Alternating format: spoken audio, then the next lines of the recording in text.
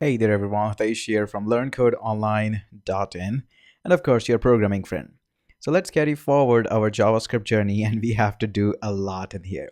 Now the one question that I got is, it's really important and a very basic question is, we have learned so much in the JavaScript, we can do almost like a lot of things, not like everything, but still why we are learning these classes and where in the actual code we'll be using that. Now, I totally get you. I totally understand that at first it looks like really overwhelming and we are doing a lot that we don't need to do.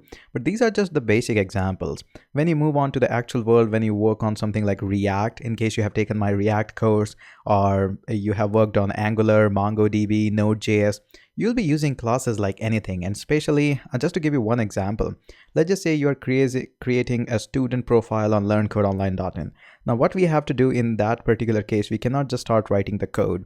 We have to first create a model for that user. That model is going to be something we always expect a student should have, like the information like email, name, a password, a photo, or stuff like that. So these all things will be same for every user. So that's why we create a class for that user. And then we create an object whenever a student registers for our website.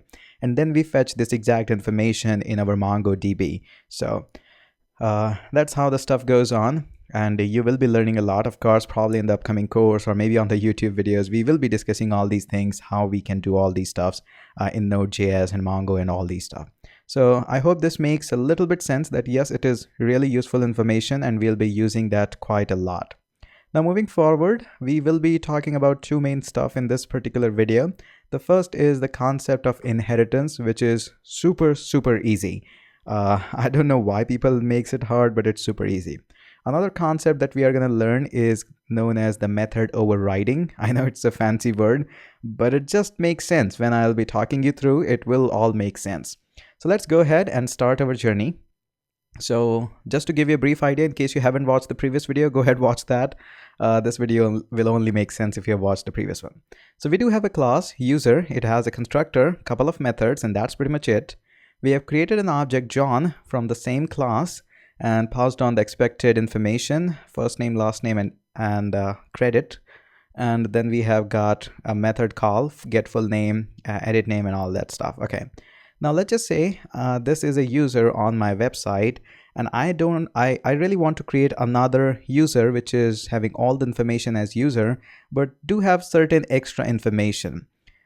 Just assume that this constructor is having probably 20 or 30 fields in here, and these are not just two methods being defined inside the class. Just make up your imagination and consider these as to be like 20 or 30 methods. You want to use all of them and probably just add like 5 or 6, a little bit more, so that you can have it. Now that it really makes sense that if we don't copy and paste this code, instead we use something which is smart and which is known as inheritance. So what we can do is we can call a class, name our class as teacher, and then we can use a reserved keyword which says extends and call it a user. Okay, there we go. Now that's it. And don't forget these curly braces. Now, as soon as you have got this, that means you have created a class which is teacher, which has all the properties and methods defined inside the user class. Now, just to give you an example, now obviously it doesn't really make sense if you have a class which is empty class, makes no sense.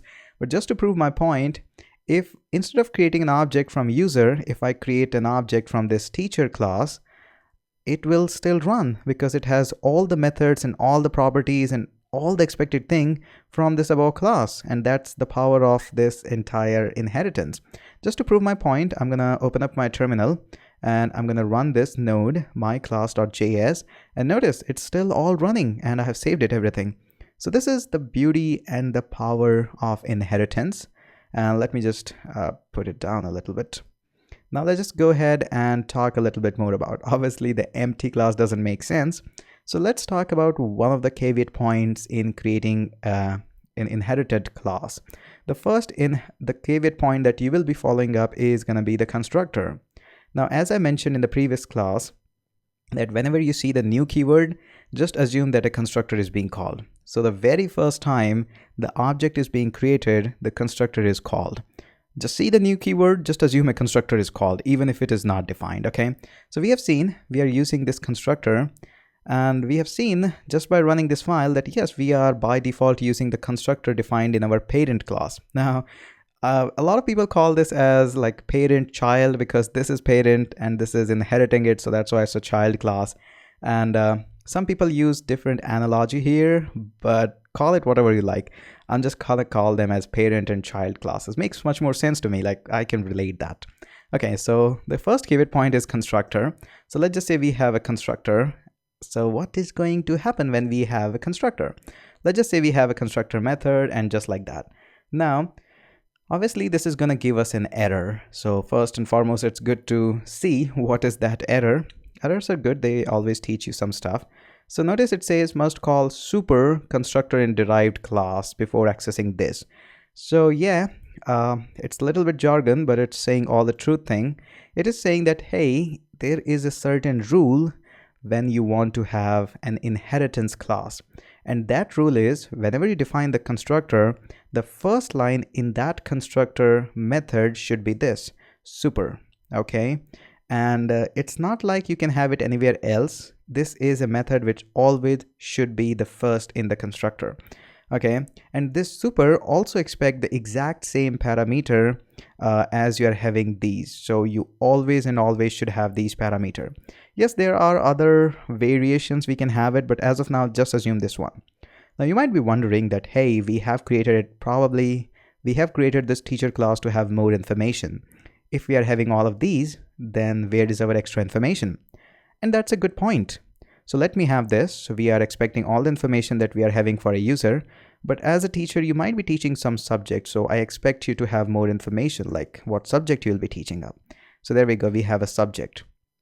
Now, just forget about the super, just keep on writing the code exactly how you have been writing in here. Like this dot first name equals first name. Similarly, this dot subject is gonna be equal to subject. And notice the second subject is the exact same subject we are talking. Okay, and that's it. Just save this. Now you are gonna see something interesting in here, that although we are having an object from this teacher class, we are not passing on any subject here. Just for a moment, let's just run this file, clean that up, run that, and notice no changes at all. The reason being, in the class, although we are taking a parameter, but we are not using it anywhere. Okay, so let's try to use that somewhere first, and then we will be passing it on again.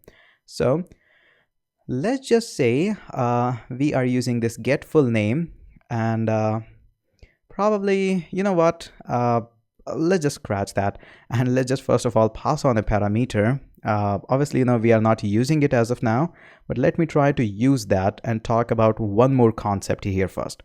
Okay, so let's just say the subject the teacher is teaching is Python, and although we are teaching JavaScript in here, but let's just say it's a Python. Okay, there is one more concept after learning the constructor concept, is something known as method overriding. Now what happens is, whenever you're going to create an object from this teacher class and call any method, first and foremost, this object looks for that particular method call, for example, this get full name, inside this class from line number 20 to 25. If it founds this method, then it's completely okay. It is going to run that. If it doesn't found this method, it looks up into the parent class. Using this extend keyword, it looks for that user and go into this user class and then search for the method being called, that is get full name. If it founds it there, then it runs that. But what will happen if I just copy this get full name and define another method with the same name in here. Now you might be thinking this is like done by a mistake, but no, this is quite a common scenario in programming, and you will be seeing that a lot. So we have now two methods, and the point is which one is going to be used up. Let's clear that up in a moment. First of all, let's copy all the code and paste that here, and I hope everybody just cleared that up and did the assignment. Do this in just one line. I hope everybody did that. So now what we can do is, in this full name, we are going to say this dot first name, this dot last name is my full name, and I teach, and then again $, curly braces, and we are going to say this dot subject. Okay. Now what is going to happen is, oops, that's a bad syntax. I'm using actually a plugin, Prettyfire, and it's doing a really nasty job. This makes it really confusing for the beginners. So it's expecting me to prettify the things, but when I save this, it makes it like unreadable almost. So the point is, this is what you have to note if you're writing and typing along with me. And when I save it, it's going to make a mess. So just bear with me. So what is going to happen now, this John object will first look for into the teacher class for this method get full name. And if it finds it just there, it's going to run it and forget about the parent class. If the method is not found in the parent class, then it runs the teacher one. Okay. In our case, since we have defined it and we have edited it a little bit, it's going to run this version of get full name. And that is basically your method overriding. Yes, that's as simple as that. Now there's a problem in here. Now the problem is going to come up when you don't pass these parameters. Okay, this is a completely valid code. It's not going to give you any error even if you are into Node or something. The problem is that you are using something which you haven't passed on in the parameter. And what is going to happen in that particular case, since we haven't done any kind of check, it's going to say as undefined. Notice here, John Anderson is my full name and I teach undefined. So we have to pass on that information. Like for example, Python, save that. And if we run that again, notice now it says I teach Python. So that's like the beautiful stuff about it. And in case you are wondering, I know that's not even a question, that can I define my own methods inside it just like I did inside this user? Yes, of course you can do that. Like there's no argument about that. Surely, since we have created a class, obviously we will be having some of our own methods inside it, probably like favorite drink method, which asks the user the name of the drink and then print out something like let's just log that information, and it's gonna say that my favorite drink is, and then pass on dollar curly braces name. So later on you can ask for something like this. You can say John dot favorite drink, and you saw that already. It's coming up. It's gonna be iced tea. Save that. Now if I'm gonna run that, this is just a really bad example. My favorite drink is iced tea. So obviously you can define your own methods and all these things. So inheritance is really powerful. It helps you to bring up already written code and make your file much more powerful as compared to the previous one. It's being used quite a lot in the real world production. Okay, so these are a few more stuff about classes, inheritance, method overriding and stuff. We will surely be talking a little bit more about these things, and probably will have some of the real world examples using Mongo and all those stuff as well. Okay, so quite a lot of information in just one video. So that's it for this video, and let's catch up in the next one. And of course, still, if you are here with me, do notify me in the comment section that if you are enjoying this series or not. Every single comment makes me motivated and feels me to make more of these videos. Okay, so that's it, and let's catch up in the next one.